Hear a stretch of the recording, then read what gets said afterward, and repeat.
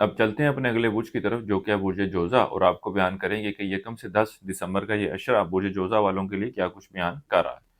وہ لوگ جو 21 مئی سے 20 جون کے عشرے کے دوران پیدا ہوئے ہیں وہ برج جوزا کے تحت آتے ہیں۔ اس کے علاوہ وہ افراد جن کو اپنی تاریخ پیدائش معلوم نہ ہو مگر ان کا نام کاف سے شروع ہوتا ہے تو وہ بھی برج جوزا کے تحت آئیں گے۔ اوورال اگر ان کے کاروباری معاملات کے حوالے سے بات کی جائے تو یہ وقت ان کے کاروباری معاملات اور کاروباری لین دین کے حوالے سے اتنا کوئی برا وقت ثابت ہونے نہیں جا رہا۔ ان کو کئی ایک کامیابیاں اور کئی ایک منافع ملتے ہوئے نظر آ رہے ہیں۔ وہ لوگ جو شراکتی کاروبار سے وابستہ ہیں ان کے لیے یہ وقت کچھ پریشانیاں اور مشکلات لے کر آئے گا۔ اس کی بھی ایک بڑی وجہ ان کی آپسی مس انڈرسٹینڈنگ اور آپسی اختلافات کی وجہ ہوگی۔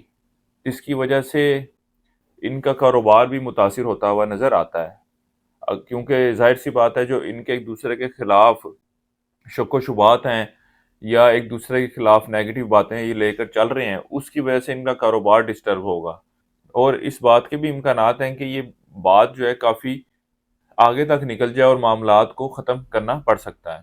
وہ لوگ جو دوسری شادی کی خواہش مند ہیں اس عشرے کے دوران ان کی خواہش جو ہے دوبارہ سے زور پکڑتی ہوئی نظر آتی ہے، لیکن عملی طور پر اس معاملات کے حوالے سے کوئی اقدامات کرتے ہوئے نظر نہیں آ رہے۔ اس کے علاوہ وہ غیر شادی شدہ افراد جو شادی کی خواہش مند ہیں اس عشرے کا وقت ان کے رشتے کی تلاش کے حوالے سے یا ان معاملات کے حوالے سے کوئی بھی فیصلہ لینے کے حوالے سے اتنا کوئی مناسب ثابت ہونے نہیں جا رہا، کیونکہ اس عشرے کے دوران باندھا گیا رشتہ کیا گیا رشتہ آگے چل کر مشکلات کا باعث بن سکتا ہے۔ وہ لوگ جو وراثتی معاملات کے حوالے سے پریشان ہیں اس عشرے کا وقت ان معاملات میں مثبت پیش رفت کو ظاہر کر رہا ہے۔ اگر آپ کوشش کرتے ہیں تو معاملات کو بہتر شکل دینے میں کامیاب ہوتے ہوئے نظر آ رہے ہیں۔ کسی کو کوئی ادھار رقم قرض وغیرہ دے رکھا تھا تو واپسی کا مطالبہ کریں، وہ شخص آپ کی چیز یا اشیاء یا رقم واپس کر دے گا۔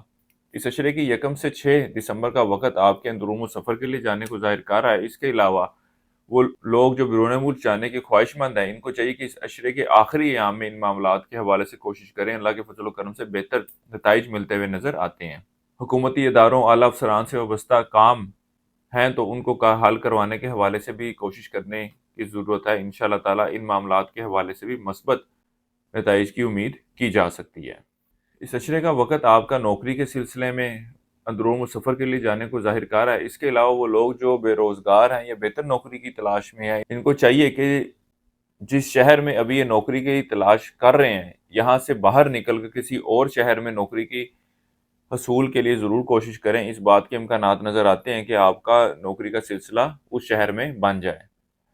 اس عشرے کا وقت آپ کا سیر و تفریح کے لیے جانے کو ظاہر کر رہا ہے۔ اس کے علاوہ اس عشرے کے دوران آپ کی توجہ اولاد کے معاملات کی طرف خاصی مرکوز رہے گی۔ اس عشرے کے دوران طالب علموں کی توجہ تعلیم کی طرف خاصی مرکوز رہے گی اور یہ تعلیمی میدان میں اچھی کارکردگی دکھاتے ہوئے نظر آتے ہیں۔ وہ طالب علم جو تعلیم کے حصول کے لیے بیرون ملک جانا چاہتے ہیں ان کو بھی چاہیے کہ اس عشرے کے آخری ایام میں ضرور کوشش کریں۔